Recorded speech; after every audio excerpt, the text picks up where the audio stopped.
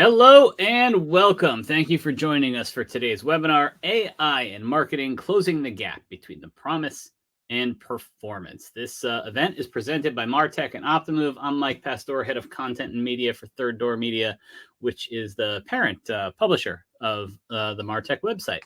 Before we get started, just a couple of viewing tips for you. Excuse me.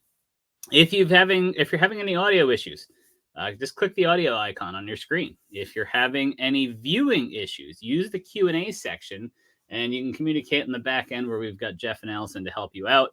If you, that's the same Q&A tab. I should note that you will use to send questions and comments directly to the speakers. We'll get to those at the end of the presentation because I'm going to fire some questions at our presenters throughout the event. Speaking of our speakers, we've got a far-flung cast of characters today, so let's get right to it. Joining us today from India this evening, we've got Rusty Warner, VP and Principal Analyst at Forrester. We've got Ali Blawat, Senior Director of Customer Strategy at Blain's Farm and Fleet. Ali's coming to us from Wisconsin. We've got Rony Vexelman, VP of Marketing at Optimove. He's in Israel, so we got a lot of time zones covered. And let's get into the Forrester study that is going to be central to our discussion today. So, Rusty, let me turn it over to you so you can give us an overview. Sure. Well, this was a study that was commissioned by Optimove, and then Forrester conducted the study. And we do a lot of these, but this one for me was especially interesting because we spoke with 153 senior marketing decision makers in the UK and in the United States. And they covered different verticals. So we spoke to retailers, we spoke to financial services, travel and hospitality brands, and we focused in on what some of their key challenges are and how they expect to leverage some of all the AI capabilities that we keep hearing about to address those challenges. And we really learned some really good solid insights that we can share with the audience today. So I'm looking forward to the discussion. All right, let's jump right into it, shall we? The study shows that only 18% of marketers consider themselves at the leading edge of AI adoption, even though nearly 80% expect AI is going to help them improve things like targeting, personalization, and optimization. Rusty, let's keep it with you. Why do you think this is the case with so many marketers today?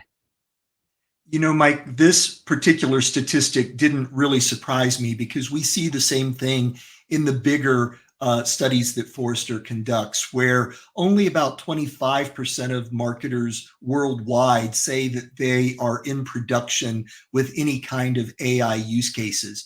We find that another 1/3 will say that they're experimenting, but they're not quite at production yet. And then that leaves more than 40% that are still learning or educating their teams about AI and what it might be able to do for them. So there is this desire, of course, and high expectations for what AI can deliver for the companies, but we are still seeing a lag in that adoption. And I think that's driven by a few things. First and foremost, I think there's a lot of caution being exercised in organizations. And you can think about that yourselves. Likely your IT team have controls in place for the kinds of third-party AI tools that you can access. And we find that across the board with a lot of brands that we talk to.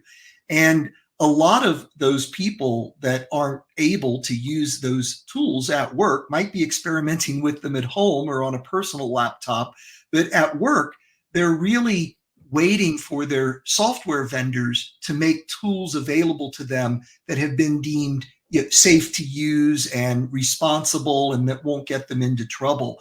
And we are starting to see the general availability of AI capabilities from Optimove and from other vendors. So we're starting to see that adoption pick up a little bit.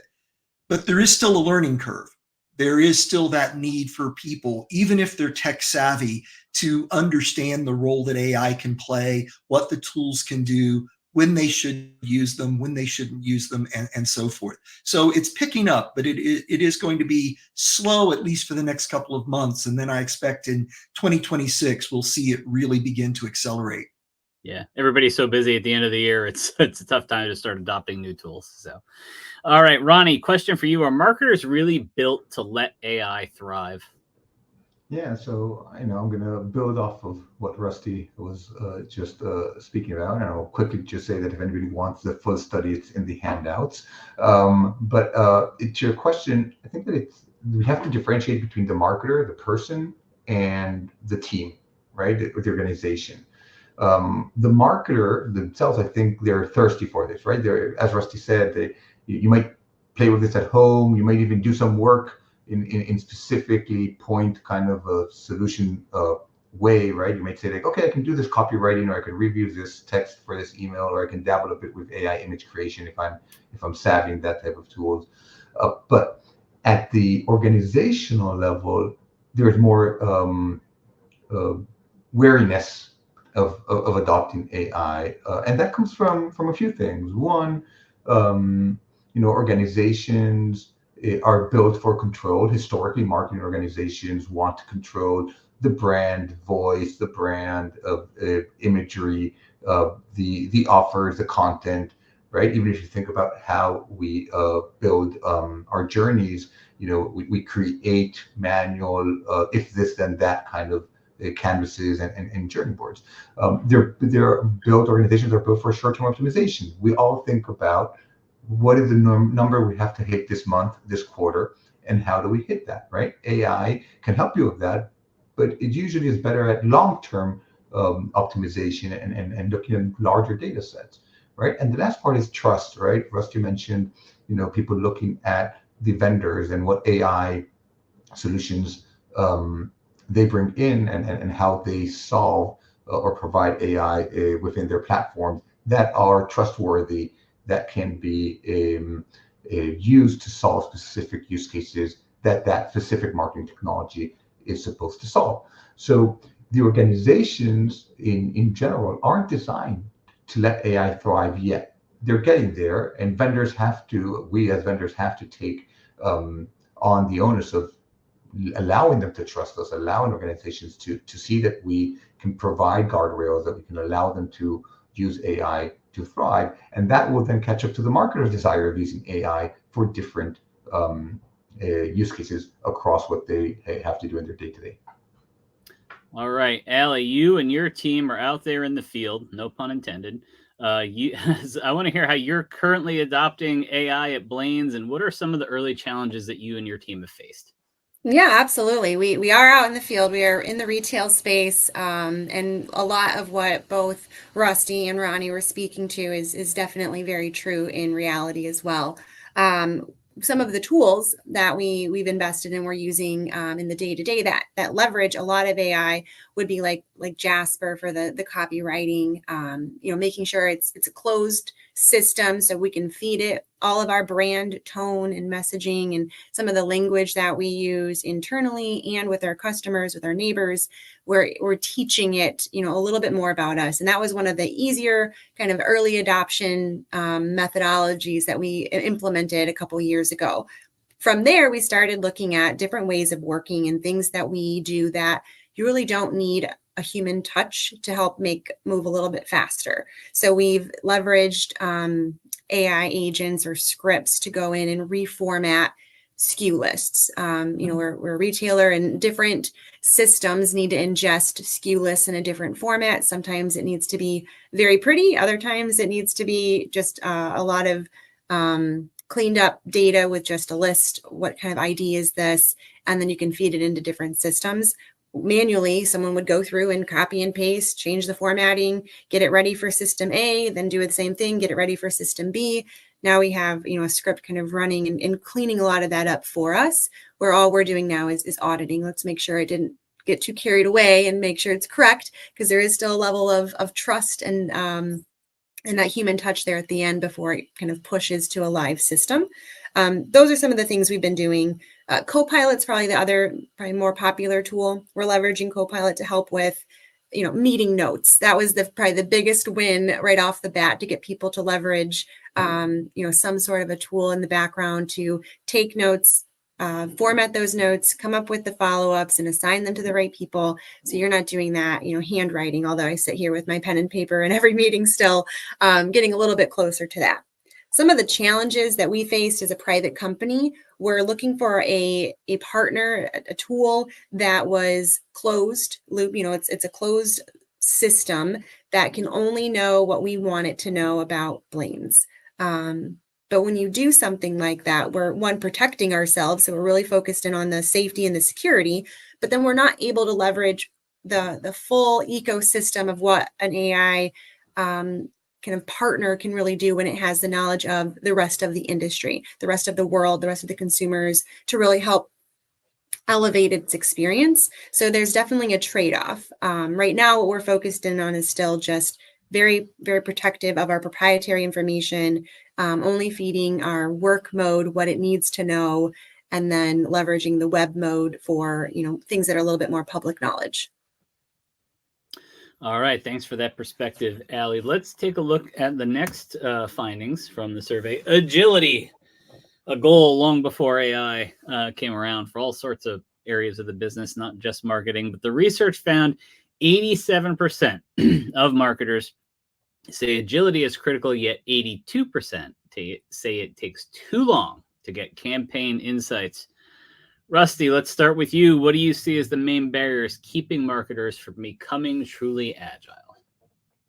Well, first of all, neither of those statistics really surprise me. I think all marketers would like to be more efficient. They'd like to be quicker with addressing a market opportunity, or perhaps they have discovered customer interest or customer expectations, and they're trying to keep pace with that level of demand. Or maybe there's a competitive threat that really compels them as a business to react quickly. So I think everyone wants to be more agile, but that can be really difficult to do in some cases. It especially becomes problematic if, say, you're waiting on your creative team to develop a piece of content that you need for that opportunity that you want to address. Or maybe you're waiting on your data and analytics team to provide you with the customer insights you need to be able to prepare the appropriate audience so that you can talk to people where this message would be relevant. Or it could even be you're waiting on the results to come back. You've put something in market and you're not sure where it's working, where it's resonating, where possibly it could be better or it could use a tweak. And if you're waiting on that data to come back and it's not flowing into you in a way that lets you make a good decision, you end up stuck. So I think the opportunity here is for AI to help organizations with some of those problems, help them address some of those issues that are keeping them from being agile. Ali mentioned using some tools to prepare copy that can help with that creative supply chain that you have to depend on. AI can also help uncover insights, whether that's for activation or it's after you've been running a campaign and it's in market and you want to understand what's working and what's not, or if there are opportunities that you're leaving on the table. So I think there's great potential as we unlock these tools. But unfortunately, right now, yes, when I talk to marketers, I see a lot of these common issues across the board. All right. Thanks, Rusty. Allie, how do you define agility at Blain's, and how have you and your team overcome the challenges it takes to get there? Yeah, so when we think about agility, we're thinking about kind of our adaptation to the shifting customer behaviors or trends, performance for different campaigns or marketing initiatives, even by store or location geographically, and we're adapting. So it's not just a fast pace kind of change, it's kind of changing more at the right pace based on all of that information. For us, we started small. leveraging different resources, and where our bottlenecks were, we kind of honed in on those things. And at the beginning of all of this, it was kind of our data was at the biggest bottleneck, both at the beginning and at the end, where we only had 8 analysts, one person who was really looking at it, and they had to go into multiple systems all the time to kind of get you the relevant information to answer your questions. Did something work? Who did it work for? What channels did it work on? Or where did it not work? And kind of evaluating different levers and behaviors that we're seeing, whether it's successful or not. So for us, it was about getting all of our data more streamlined, cleaned up in a way that could be leveraged for multiple purposes, where we've instituted different definitions of customer to help fulfill different questions based on who's asking. Is it a marketing thing? Is it a merchant thing? Is it a leadership question? How are we going to answer these things? And is our foundation of data the base, the single source of truth, that golden record that can then be manipulated for different purposes? And so we're all working off of the same foundation. All right. Thank you for that, Allie. Rony, I have to ask you this question because I've been asking questions like this of people for the past year or so. I'm a little bit fascinated with the way that businesses are structured. It's been the same for decades, but so much has changed. AI, just the latest. Do you think the way that marketing teams are structured today makes it harder to be agile?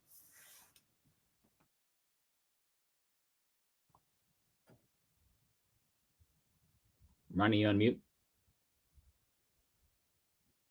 I thought I had clicked. That's on me. We knew that was going to happen. At least it happened to me, not someone else, right? Like I was the one saying this is going to happen. So not a webcast. What happens? But I was saying that we heard from Rusty, we heard from Allie, how marketing teams in general suffer from having to wait for someone, right? We call this the marketing assembly line, where there's a specialist model. There's somebody who's very good at data and somebody who is in charge of getting customer insights, and somebody who's in charge of the creative, and somebody who's in charge of the analytics, and somebody who's in charge of putting the campaign together and launching it, etc. Right? And what happens is that you're always in this waiting process. You ask for the segment, right? So you say, oh, I need I have this campaign for shoes, and so the data guy gives you 20,000 people, and you're like, oh, I actually had budget for 2,000, so go back. So I'm going to wait a bit longer for it. And then you're like, okay, hey, here's let's get the creative going. So you tell your creative team, hey, we have this campaign for shoes, and they give you these shoes. They're like, it's actually another type of shoes. I'm sorry, I didn't have. So you're always waiting, and it's frustrating. It takes so long to get a campaign out the door, and that model is just broken. I think that Rusty spoke about it, and Andy spoke about it, and today's tools, be it because of automation, be it because of no code or low code, be it because of AI and Gen AI, you can have non-specialists handle 80% of the tasks themselves, right? Allie is a user of Optimove. She could probably go on for hours of how we enable that. But we call this positionless marketing, a marketer that goes beyond the specific position in that assembly line to be able to do more and be more agile, right? If I, as a marketer, can access the data that's organized, right? Allie spoke about how important that is, then I can move faster. I can create that second myself. I don't have to wait for somebody to get me the data. If I, as a marketer, as Rusty was saying, can create some creative content based on brand guidelines within my marketing automation tool, then I can move on faster down the line. If I can get access to analytics, if I can have AI recommending me actions for optimization of the campaigns I'm running in real time or after the fact for future campaigns. So all of these things allow you to be positioned to go beyond the assembly line model that we've been working on and get things out the door faster. And I think that as companies and organizations realize this opportunity, they're going to be able to realize more of their desire of being agile at the end of the day. All right, let's look at the next data points from the survey, and these have to do with collaboration, skills, and data. What we've got here is nearly 70% cited cross-team collaboration as a barrier. 75% said access to real-time data remains a challenge. The study also found that 80% of marketers are focused on building multi-skilled, positionless teams. Rony just mentioned that a minute ago, so we're going to dive into that. But first, let's start with you, Rusty. Are these issues that you're seeing marketers talk about? Yeah, we see these a lot, and Rony gave us a good overview of some of that issue where it's just waiting for different teams that make up the marketing function to contribute their part of the process or the workflow. But it gets magnified when you pull that into the bigger organization. If you think about a big enterprise brand, or maybe it's a family of brands, there will be different teams across brands, across geographies, across business units. They might have their own processes, they might have their own tools. And so it's really difficult to get economies of scale or even to understand best practices. And then within each of those teams, you get the issues that Rony talked about. Of course, if you are a smaller organization, it's probably a more straightforward problem. It is a resource issue. There simply aren't enough marketers to do everything that you would like to do. So you begin to compromise, or you have a couple of people who are trying to do everything from creative to data to the digital design to managing the performance of the campaigns. So I think regardless of whether it's a big organization or a mid-size organization, what people really need are tools that will foster collaboration, that will give them a common workflow and help them understand what's going on within their team and across the other teams that they need to work with and that they need to collaborate with to get work done. So I think we're going to begin to see AI adoption really start to ease that problem and ease that burden on individuals and on teams, because it will reduce the skill barrier. And as Rony mentioned, it can start to enable people to focus on some things that may be out of their immediate comfort zone, but with some AI assistance, they'll be able to accomplish that and get it done more effectively. And then they can, have more time back so that they can focus on the things marketers really love, which is all that strategizing and that focus on creativity. All right, so let's go to Rony. Rony, are you seeing these challenges being overcome with positionless marketing? Yeah, this time I remember to unmute myself. Of course we have. I think that there's we have clients that are seeing going from 6 weeks to 24 hours to get a campaign out the door, from 5 days to 5 minutes. It depends what type of campaign, what size. Rusty was talking about the size of the marketing teams, right? Or the size of organizations, leaner versus let's call them more enterprise teams that are larger. But at the end of the day, the concept of positionless marketing, is meant to remove the silos, right? And those silos can be sometimes in terms of like, I have an acquisition team, I have a retention team, I have a loyalty team, and each one does their own thing. Those silos could be across channels. I have an email team, I have a mobile team. They could be across positions, as I spoke before, right? The data creative analysis. We actually commissioned a report from Forrester a few years ago that showed that working in a positionless way led up to 88% improvement in marketing efficiency. Right, and that is because marketers can do a bit more. They can go beyond a specific role and get things done faster. As Rusty said, I don't have no doubt that AI will help teams work across disciplines.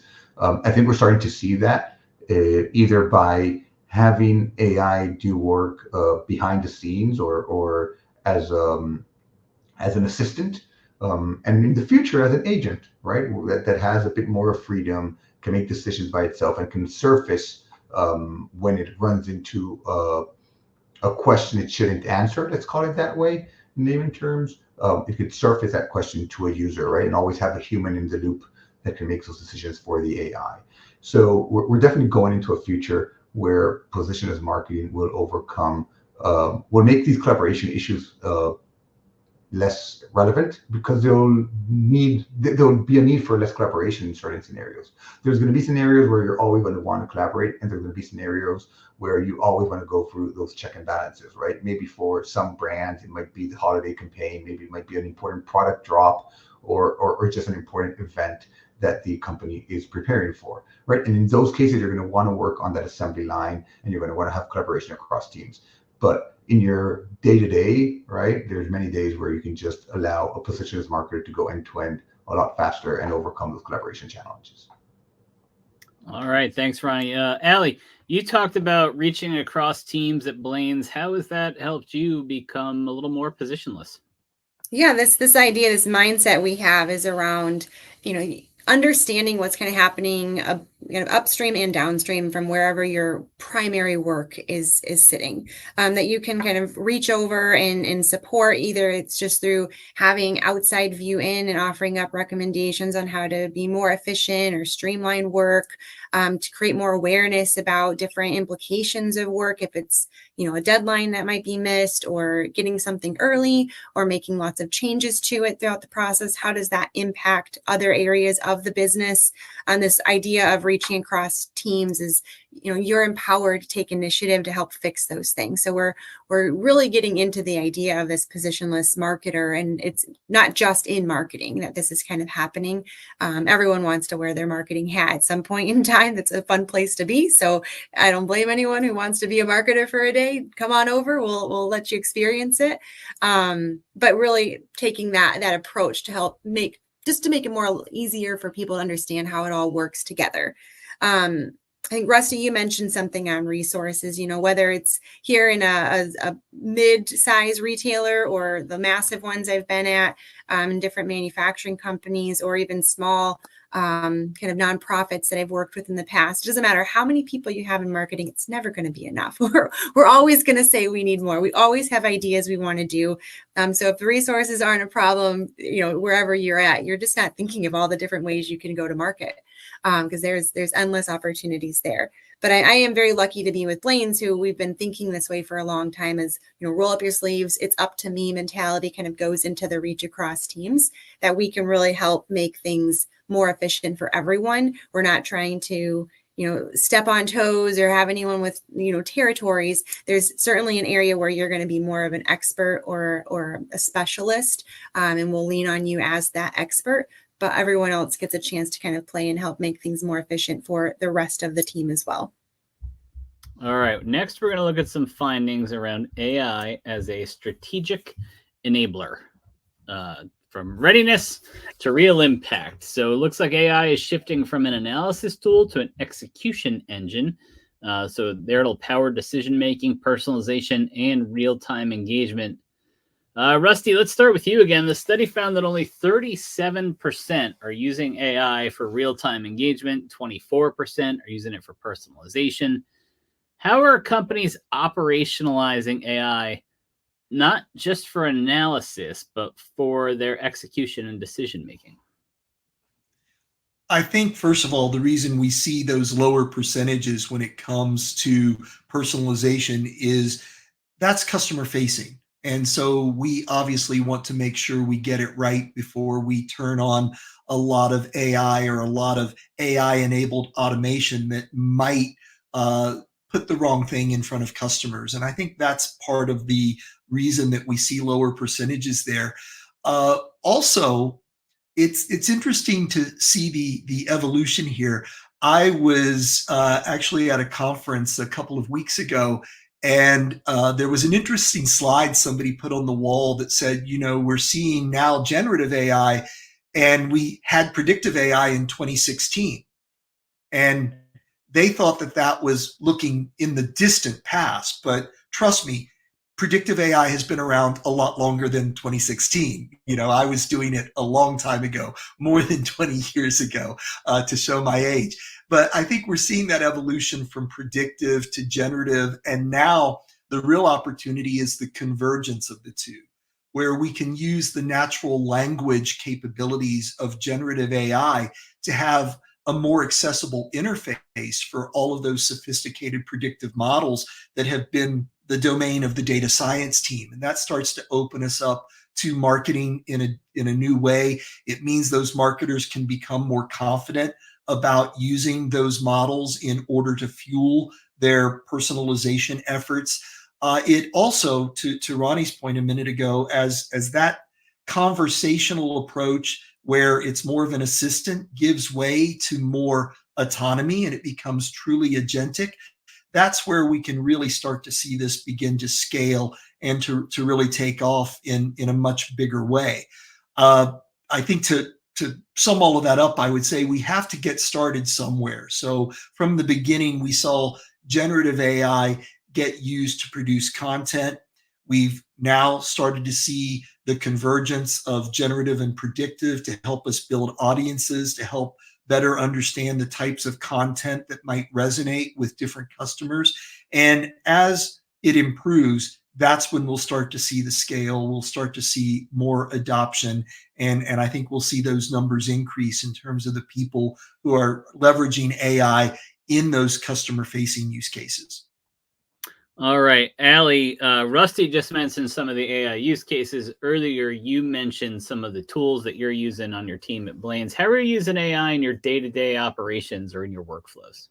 Yeah. So on the operations side, one example, we often have to take presentations first to, marketing department, and then it goes over really well and they get all excited for us. And then we got to take it up a level to maybe our merchant partners or the senior leadership team. And then if they love it, and they always do, right, then they want to take it to the board. So we have to take this, same presentation of our marketing plans or past performance.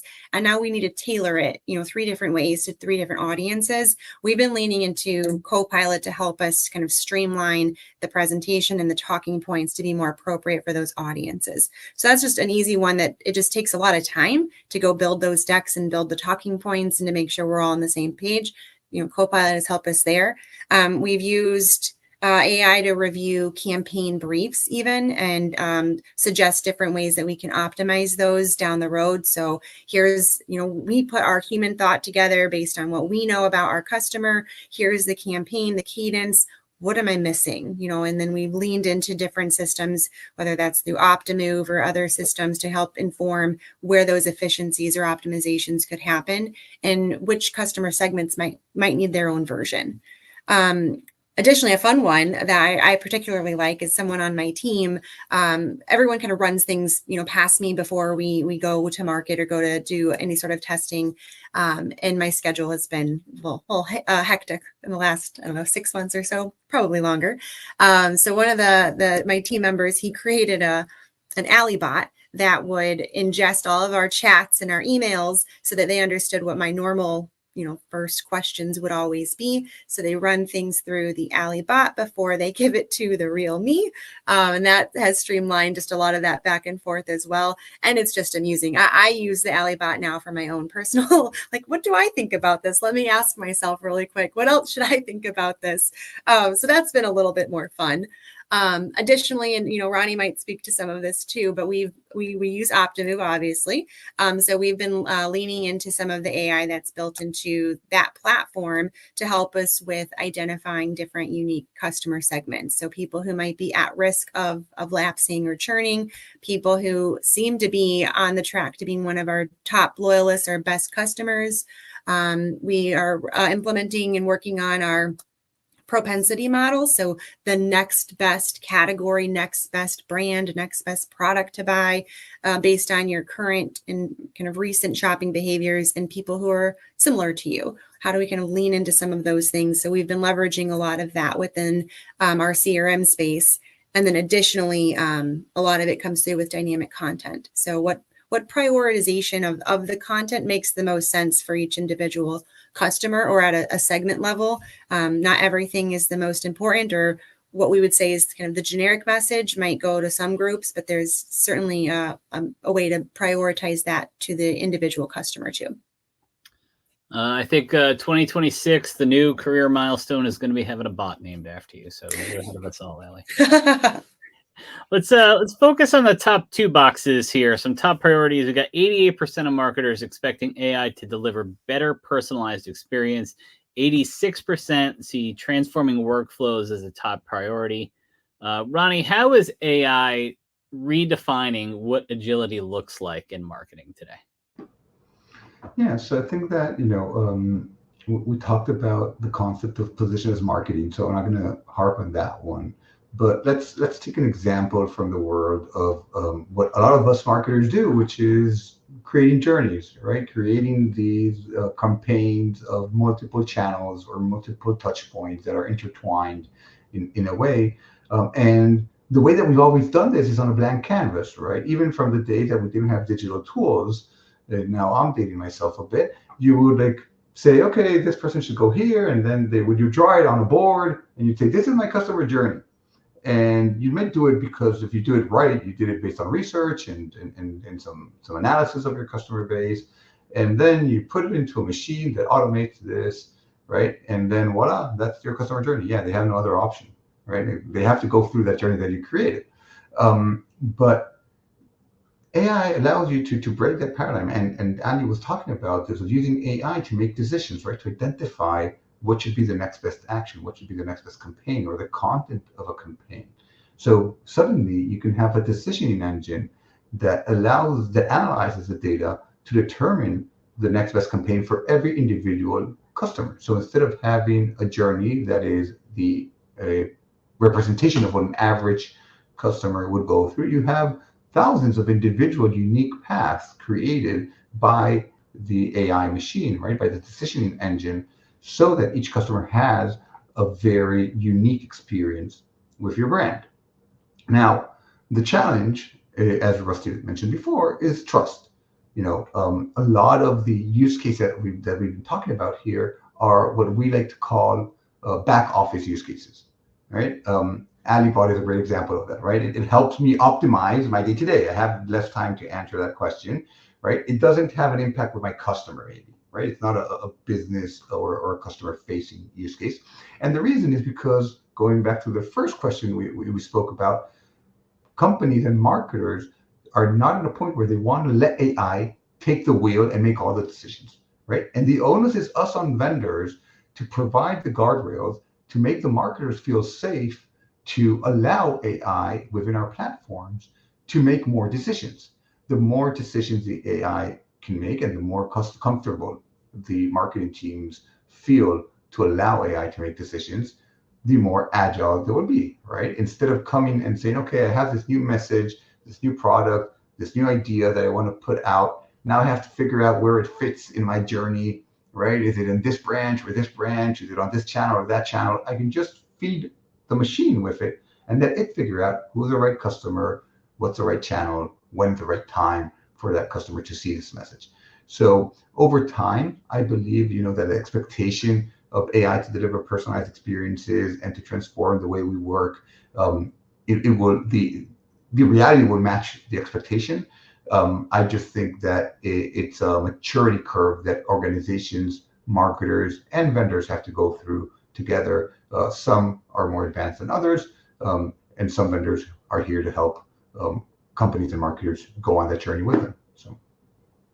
All right, before we get to questions, let's take a little bit of time here to look ahead at the future of AI-powered marketing. Just one disclaimer, when we talk about looking ahead, when we're talking about AI, sometimes it's like 2 weeks and everything has changed. So let's keep that in mind. Rusty, let's start with you. If you had to summarize one key takeaway for marketing leaders from this research that you conducted, what would it be? Well, despite all of the hype that's out there, there's massive potential for the use of AI, but success hinges on really embracing the change required.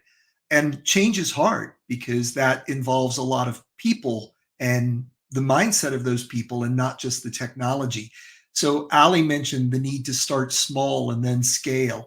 Rony mentioned use cases. So for example, at Forrester, we've defined 26 use cases that the marketers we talk to have identified as the ones that they're focused on that will take the most effort to get started, but they're really the ones where they're looking to get a bang for their buck. And I know from talking to Optimove that they, as a vendor, support or soon will support all 26 of those use cases. So I would encourage you to look at your use cases, prioritize the use case, embrace the change that's going to be required to make that use case come to fruition, and then work with your vendor of choice to make sure that you get there, and then you can scale based on that success. All right. Thank you, Rusty. Rony, for you, I think we expect that AI is going to become embedded in every part of marketing. So how does the idea of positionless marketing prepare organizations for what's coming next? Yeah, I'll answer that, and I'll go through, I'll follow Rusty's thread of use cases because I love that, right? I just think that we are, as you said, like we just expect AI is coming out at such a speed that we're like, oh, we should put it here, we should do this, and we should do that, and oh, we could do voice with AI. Okay, let's put that on our website. And oh, we could. It's just like we're overwhelmed with this, and we want to AI everything. There's this concept of saying like AI everything, and the board is like, well, what have you done with AI recently, right? And we see all these press releases of companies changing everything to be AI first. I think you have to think about the use cases and what's going to bring value for you first, right? For many, it's just being able to do more. It's being able to be a bit more agile, to get things done a bit faster. And that's where positionless marketing comes in, right? We truly believe at Optimove that the future is about being positionless. And if that's what you believe in, if you believe in allowing your marketing team and your marketing team members to step out of the box of one specific role, then that is the use case to focus on first, right? We believe that the future organizations will empower marketers to move freely across roles, right? To break free of that assembly line so that they're not waiting anymore. And that will allow them to meet customers where they are. They'll allow them to react much faster to changes in customer desires, in customer needs, and also to the data and the analysis and the insights they're getting. One of the use cases that most marketing teams are enabling AI for is to get greater insights from their customers. But then you have to say, I have to turn that insight into something tangible on the other end. So if I'm in a positionless structure, I can take the insight and turn it into execution much faster than if I'm in an assembly line kind of workflow. So I think that at the end of the day, those who embrace AI will move at the speed of the customer, will get more value out of their customers, their business, and will deliver more value to their customers, which at the end of the day will translate into longer loyalty, lifetime value, and relationships between them. All right, we're going to give Ali the last word here on this slide in a second, but before we do, we're heading to questions soon. So get in your questions. Monica's already put in a great question. Be like Monica, submit your questions. We're going to get to them in just a minute. After we hear from Ali, Ali, you are in the field doing the work with your team at Blain's. What advice would you give to teams that are just starting their AI journey? Well, to echo the other guys right now, I think the main thing is you start small and pick something that you think is going to be a nice quick win to build confidence, to test out the systems, to make sure everyone's kind of following along. So get specific and pick something where you know AI can help you here. But after that, once you've kind of landed, the rest of the time, as you're kind of gearing up, it's got to be a big investment in your data. Audit your data, make sure it's cleaned up, it's reliable, because your AI is only going to be as good as the data that you're feeding it. And don't skip that step, because a lot of areas you might think you have enough or that it's good enough. And most of the time, I think we've been acting, and my whole career, it's always been, doesn't have to be perfect, just good enough to get it out there. Well, with this, you want to make sure you're spending the time and that it is, as close to perfect as you can for whatever that use case is. And if you don't need that data point or you don't need the attribute, then don't worry about it, but make sure you're being strict on what is required and what you would need to know so that you can feed whatever AI you're working on to be the most accurate. So make sure you're focusing on your data and you're clearly defining what success looks like so that you can move forward and build that confidence to keep going. All right. Thank you, Ali. As promised, we are going to get to questions. And as promised, we'll start with Monica's question. Why is it that access to data is too slow? What are marketing teams doing to change that so that they can move faster? You could look at this another way. We saw that 20% are say that they have no problems with the data speed. What is that 20% doing that the rest of us can learn from? Well, Ali can probably jump in with some practitioner expertise that she can apply to that question, but I'll give you my 2 cents with 2 points. I think, first of all, marketers in particular have been obsessed with collecting every piece of data that they can. There's been that desire to know everything you can about your customers. We're really beginning to realize now that what's more important is the data that you need to understand the customer's intent and to understand how the brand can best meet that customer's need. Ali said a minute ago that if you don't really need that data point to execute, then don't stress that your data set isn't perfect. So I'd say start to think about data minimization instead of capturing everything, because you'll never have a complete set of data. And then secondly, this takes a concerted effort. It has to be collaborative across functions. IT needs to be involved. We've seen marketing organizations who have tried to shortcut that and make themselves independent of IT because of the slowness in getting the data they needed. But their good intentions have actually created problems now that we're entering this AI era, because their data set is incomplete or it's out of step with the rest of the organization. We're beginning to see the use of zero-party data and unstructured data coming from customer services or from other sources that usually weren't in marketing's demographic database. And you can only capture that, cleanse it, make sure it's ready to be used in an AI world if IT is involved and if you have cross-functional collaboration. Yeah, I'll echo what you're saying there, Rusty. I think there's a lot of companies, and this isn't just specific to Blain's here, but where you're swimming in data. You have so much, and it's exciting to be in that situation versus not having enough for some things. But when it comes to this, I do think you have to kind of pick and choose what's really necessary, and are these other attributes just interesting, or are they going to help you drive action, and can you do something with this information? And sometimes, it's the data point over time, and it's more around history. How has that changed? Other times it's more around, just the complexity of several attributes combined for any given customer segments. So I do think a lot of it relies on the architecture and the governance of the data and what you need for each individual use case, and how do you move forward, kind of build on it from there so that your foundation is nice and clean and clear. And then you're able to kind of optimize and move quicker. I think that's what that 20% has done, is they've invested in that kind of data lake level, and they've developed an architectural vision for the organization, not just for marketing, not just for merchants, not just for operations. This is our architecture, and here's how the rest of you can play with our data and kind of our systems. And I think that's what's made it move a little bit faster. Yeah, and if I may add to that, what we're seeing across our customer base is the way that they make that data accessible to marketing teams, right? So if the data is organized and it's use case based, but it's still sitting in a place where to get it, you have to write a SQL query, or you have to know a specific type of coding language, and it's not in a way that a non-technical marketer can access it, then it's very difficult to extract the value of it. You're always, again, waiting for that data team to get you the data set that you need in a CSV format or whatever type of format, or in a Looker dashboard or whatever it is, right? The way that you're used to getting the data.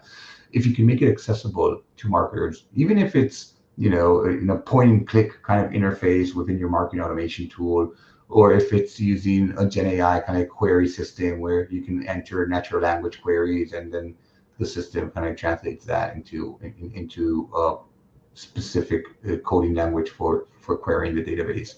But if you can get it into the non-technical marketers' hands, you'll be able to extract the value that those data that you've got at a much faster pace. All right, Coral has a question. Ali, I'd be interested in hearing your perspective because you named some tools you use earlier. What are, the 3 top AI tools you suggest marketers need to use today to make their everyday easier?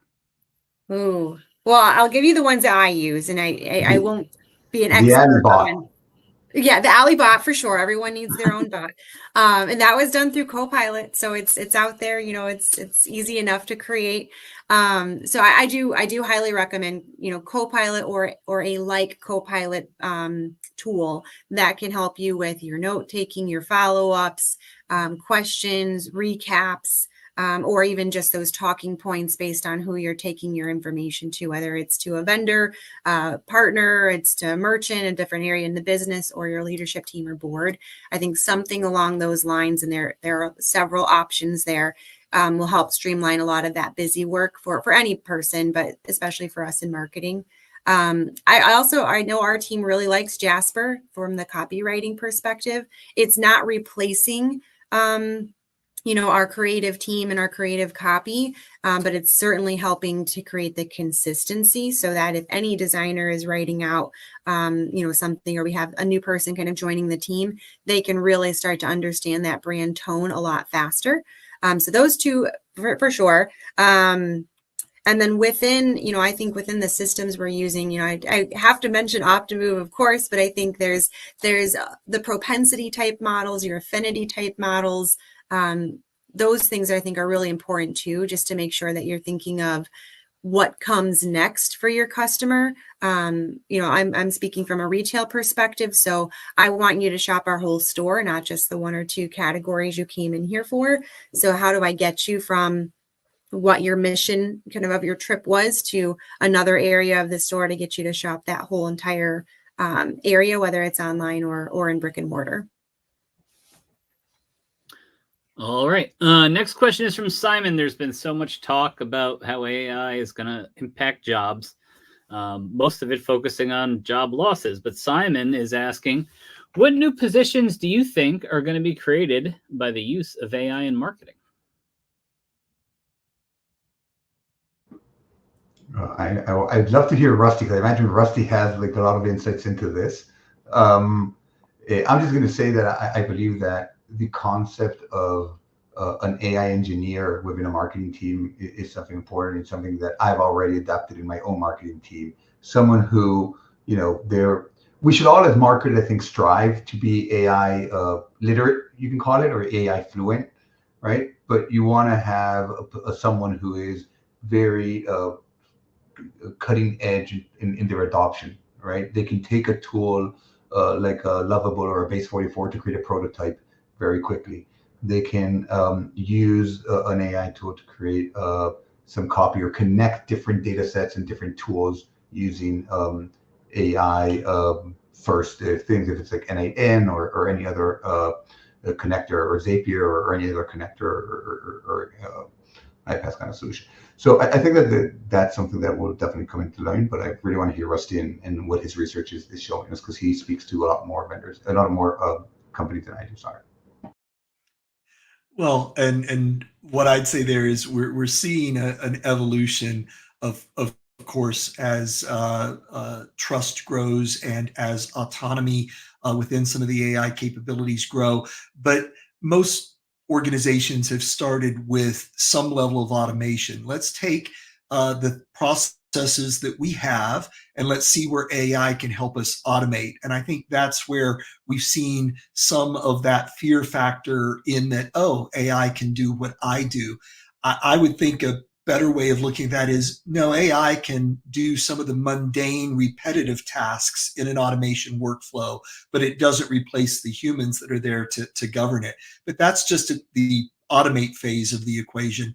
As we think forward about how the AI will enable us to change roles and change what we do, or to use Optimove's point of view here, the idea that marketing becomes positionless and someone can expand what they do and what they're able to accomplish using the AI tools, that will require some reskilling, some training, some adoption of some new capabilities. And so I think we'll see a lot of focus on that in the near term.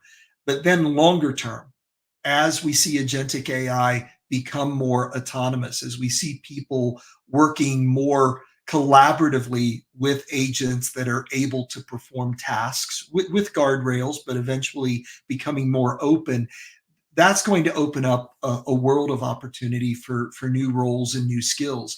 If, for example, imagine a world where I don't come to your commerce site and look through your products or browse, or I don't wait to get an email promotion from you for a sale or a discount or letting me know that something is being launched. Instead, I can just type to a bot, or I could even say using voice what it is I'm looking for, and I expect your brand to be responsive to that. That kind of conversational content, that ability to answer those kinds of questions, because a customer can ask anything, that doesn't exist in most organizations. And I think we're going to have people with the skills to operate in that kind of more responsive, more conversational world. At the same time, everyone in the organization, whether you're marketing, sales, service, or completely in the back office, at that point in time, everyone becomes a customer experience expert, because it doesn't matter what channel the customer uses. It doesn't matter if you think they're talking to marketing or commerce or customer service or sales. They're talking to your brand. And to bring that together in a way that actually focuses in on solving the customer's problem or answering their question or helping them get what they need is going to require a lot of human effort and a lot of human skill sets that I don't think we can address with AI alone.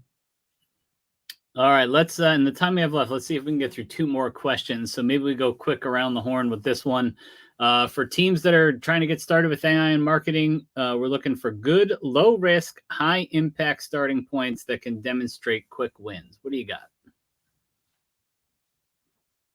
Allie, what was your starting point? Why don't we start there? Yeah, our starting point was on the copy element of kind of introducing our brand tone. We had just launched a new brand campaign. It had been a few years since we had anything out there, so we were changing our tone. We were changing some of our language and what we wanted to show up to for our customers through marketing and other mediums in that way. So we were leveraging, Jasper was our first kind of piece, I would say, within marketing that we were really honing in on, leveraging a tool like that for the messaging by channel. So it was helping us when we were moving from print to broadcast to social and email. What does that tone have to look like to be more cohesive across the whole entire ecosystem?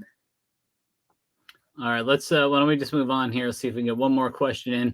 The question is, how can marketing teams strike the right balance between automation and human creativity as AI takes on more of the execution work? Yeah, I'm happy to step in here and say that AI is not here to replace the human aspect of it, right? Rusty mentioned it, as Andy mentioned it. I've spoke about like the concept of the human in the loop, right? The marketer in the loop, and at the end of the day, the fact that you can allow AI to suggest you improvements to the way that you're managing your automation, or to the way that your campaigns are being run, or to the performance or changes that you can make in the campaigns, right? For example, we have a tool that tells you, hey, your campaign is targeting this segment, but actually only this fraction of the segment is responding to it. So maybe you change the audience a bit, right? You create something different for the other audience, right? If you can use AI to suggest, to assist you in making better decisions, that will also improve your automation, and it will allow you at the end of the day to still have that control level as you're working on it. I think about the automation, like what you're asking it to kind of help streamline or create more efficiencies or reduce costs. I have a story, and I'm going to totally butcher it. One of my coworkers shared this one with me, but basically it was like a chocolate company has this elaborate recipe and they ask, automation, some sort of AI tool to go through and figure out which ingredients do they not need. Just pick one that we don't need that we can reduce costs on. So like they do this like 3 or 4 or 5 different times. And then the final product is like the cheapest thing that they could have possibly made. So super low cost, great for margin, but no one's buying it. And then they finally taste it and it's like, oh my God, this is terrible. It's not even chocolate anymore. Like, what is this? And so the idea there is just like, you need to make sure we're putting our finger on kind of every improvement. Like we're not just pushing things to market, whether it's chocolate or it's, a message or whatever it might be, but that we're thinking about it from the human perspective of that end user as well. And no automation is going to be able to assume all of that, at least not today, maybe in 15 minutes or, a week or two, we'll get there. But, right now we need that human touch on a lot of this stuff to make sure we're still showing up as genuine and authentic.